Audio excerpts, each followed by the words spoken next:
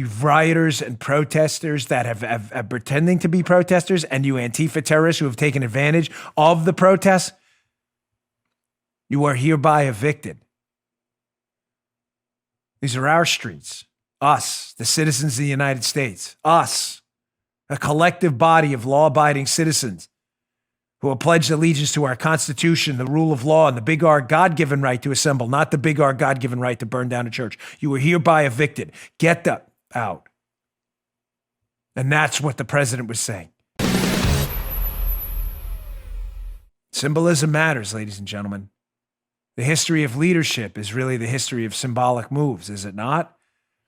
Symbolic moves where people do things and put themselves at great risk and they become symbols of a greater cause. I don't mean symbolic in a superficial, like this was only done superficially to get media attention kind of way.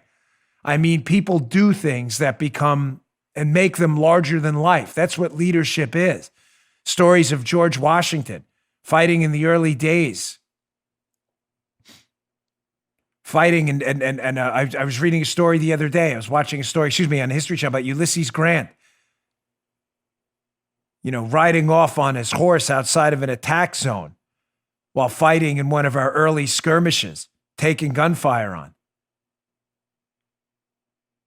An action that became symbolic of a larger cause.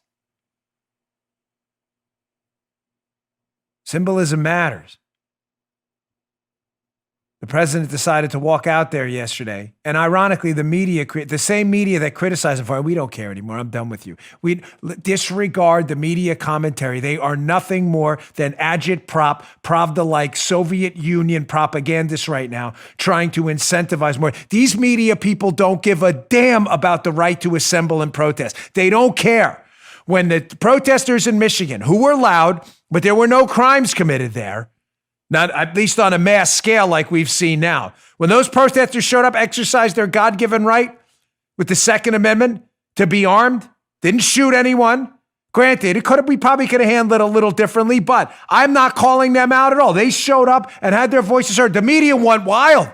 Oh my gosh, a bunch of white people with guns in Michigan protesting. This is crazy. Shut it down. Now we have people actually burning buildings down in liberal neighborhoods, and the media can't do enough to protect it. Disregard these lunatics now. They are unserious juvenile imbeciles.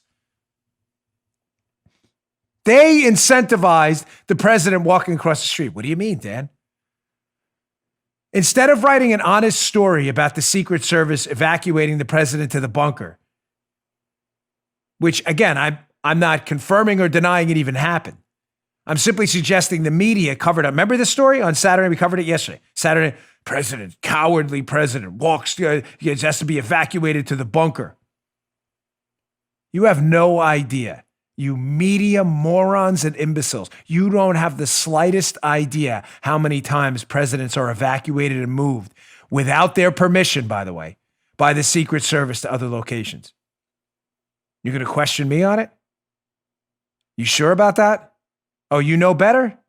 Wait, you're a 19-year-old with a degree in journalism who's never had a serious job in his life, who's still living in his mommy's basement roasting s'mores for dinner and Hot Pockets, while I spent 12 years in the Secret Service, 5 years in the White House, traveled to some of the world's most dangerous hot zones as the lead advance, and you're going to tell me we don't evacuate presidents to other locations often, sometimes without their permission? You're going to tell me that.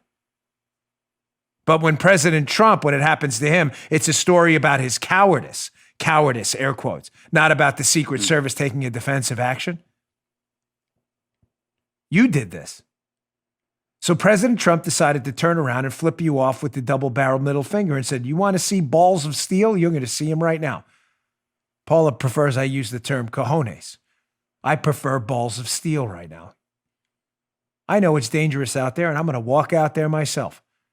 Some of you have asked me on email to comment on what the Secret Service was thinking. You want a detailed scientific analysis of what my friends in the Secret Service were thinking when that happened? Let me give it to you. They were probably like, holy, there you go. What are we doing? Very science. No, I'm not kidding. If people were, damn, what do you think was going through their heads? I was there when, not yesterday, but in the Secret Service when things like this happened. And I'm telling you what they were thinking. Can't they stop him? I was on Glenn Beck's radio program this morning, and he asked me that same question. Technically, they can. You want to know the real world? When the president says he's doing something, he's doing it. I'm telling you, the president made that call. So you have the story backwards. Oh, the president evacuated to the bunker. He didn't evacuate to the bunker. The Secret Service took him to the bunker. On this call yesterday, he probably said to the Secret Service, we're going across the street. They probably said, that's really not a good idea. To which he said, you can follow me, but I'm walking out there. Even my wife, who was with me through all the Secret Service thick and thin before I was a radio commentator, I missed it. My brother came down for another reason that I'll have to disclose to you later. But I was talking to him. My wife goes, Dan, the president's walking outside the gates of the White House across to the church. Right, Paula? I'm like, what? I'm like, you got to be kidding me. There's a scientific answer what the Secret Service was thinking. Holy. But he did it.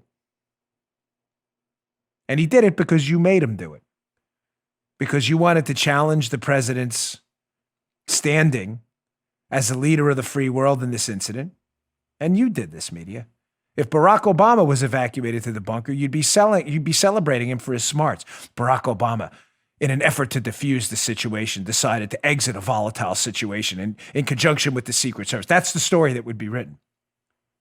You'd be celebrating his bravery for not unnecessarily provoking a situation.